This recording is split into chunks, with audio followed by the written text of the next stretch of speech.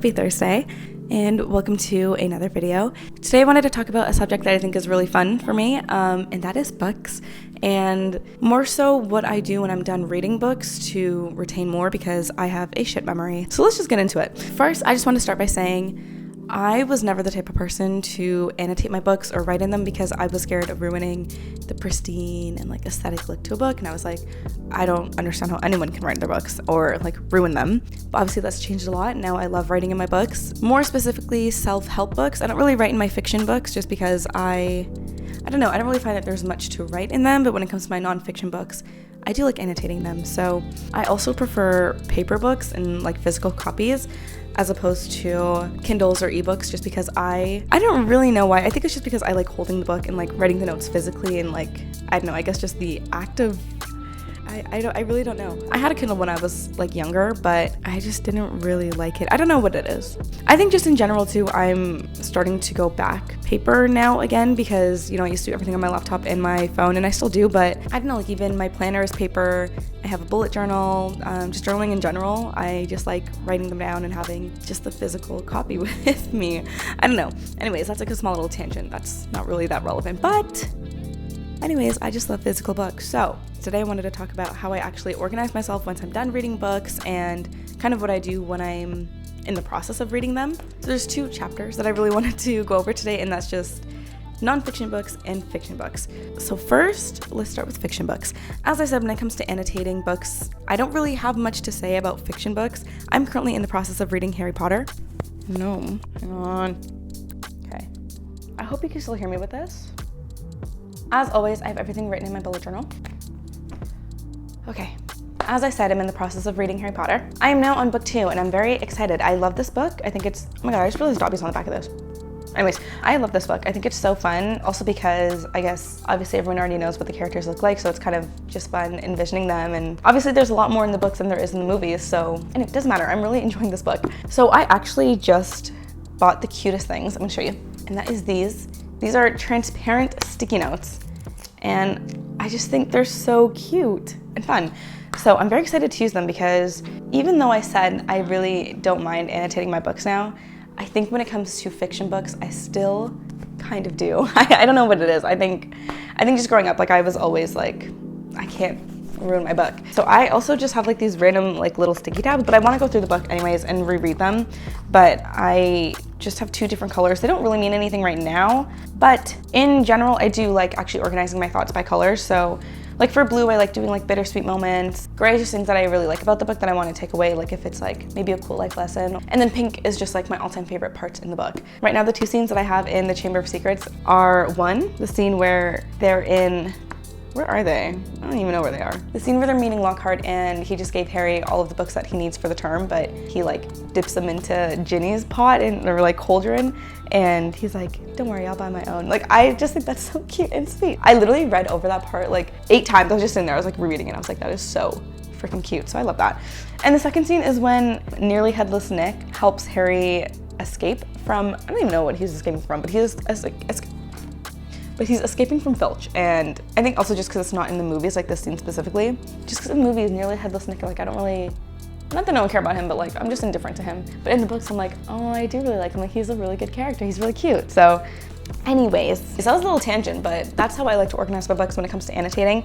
So I just bought these. I haven't used them yet just because, as I said, I haven't really been reading that often. But once I do, I think I'll start using these and maybe just leave little notes for myself and actually highlighting them.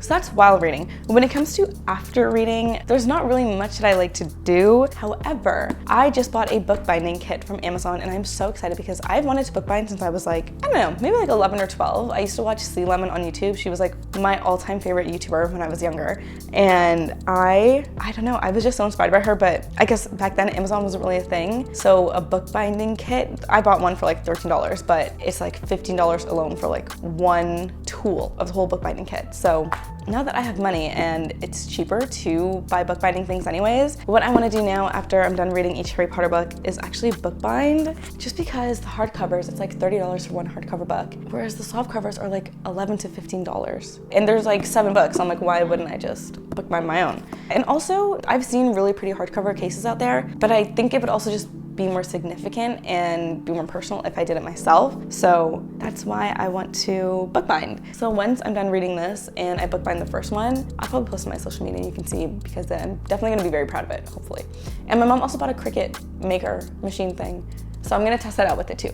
So anyways, that is how I like to deal with my fiction books. I'm actually gonna hold the microphone just because I'm scared that it's not actually picking up the audio, and I'm gonna be devastated if it isn't. But we're gonna move on to how I like to read my nonfiction books, which I think I'm a little more excited about just because I actually do things while I am reading it. So let's get into that.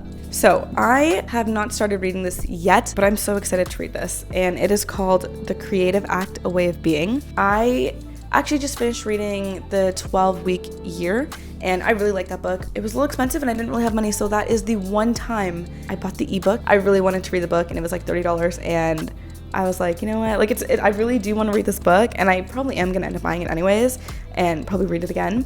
And that's only because, like I said, I just didn't have the money to spend on that at the time, but I will soon, and I am gonna buy that book. But anyways, when it comes to nonfiction books, I of course have my color coordinating system, and that is really simple actually. I really only use 3 colors when I'm reading, and it kind of changes depending on the book and the book's colors. Like for this one I can really use whatever colors I want, obviously, because it's just gray. Anyways, that's kind of like very nitpicky of me, but I just like to coordinate it based on the book and whatever looks best in my eyes. But I always use a gray highlighter, and I got mine from, I don't know where I got mine from actually, but I have a gray highlighter. I think it's the midliner ones, and I like that one because it has like fine point on one end and then the actual highlighter on the other. And that's because I like to underline things that I think are important, like just things that I would like to remember, but it's not as significant if I don't remember them. And then I highlight the things that are slightly more important to me to remember, or like important details or things that I wish I could just like pull from the top of my head. That's what I highlight in gray. Pink I use for things that really resonate with me and I really want to remember forever, which there's really not many things that I highlight in pink just because I hold it to that standard. Like I'm like, okay, this,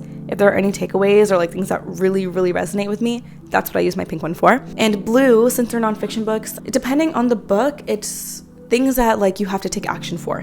So for example, the 12-week year, it had a lot of like worksheets and things to kind of do in order to get yourself set up for the 12-week year. So I just highlighted those in blue just because in case I ever have to revisit it again and I want to redo those steps, instead of having to read through the book and scour everything, whatever, I can just look for the blue ones and I'm like, okay, these are the steps that I have to take, and it's just easier to organize myself that way.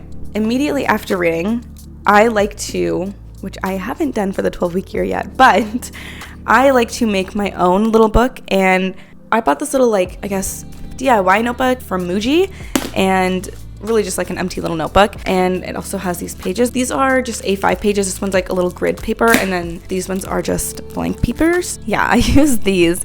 And like I said, I haven't done it for the 12-week year yet, but what I like to do is I like to go over everything I highlighted, and obviously in order from the book, I just like to write the things that I would like to take away from the book. And then based on my own highlighting color coordinating system, I like to highlight that in my own book, just so it's organized for me. And then once again, I'm not like having to flip through the pages and making sure I'm not missing anything. I just like to have it organized for myself that way. And I think it just helps me retain more, because then instead of having to go through the book or whatever, I can just go through my own little book and just go through my own little categories. So it's like I can just find everything that I need way easier. Making my own little book also really helps me, because in the moment when I'm reading a book, I feel like I highlight a lot of things that like seem really important to me. So it gives me a chance to read the book over again, like just the parts that I highlighted, make sure that it's actually really important to me, or if it was just kind of like an in the moment thing because I like hadn't heard it before. So it's kind of good because I'm like, okay, something's highlighted like every 2 pages. So I'm like, okay, yes, obviously the book is really important. There's probably a lot of lessons that can be learned from it, but I think I go a little crazy with highlighting sometimes just because I'm like, oh my God, that's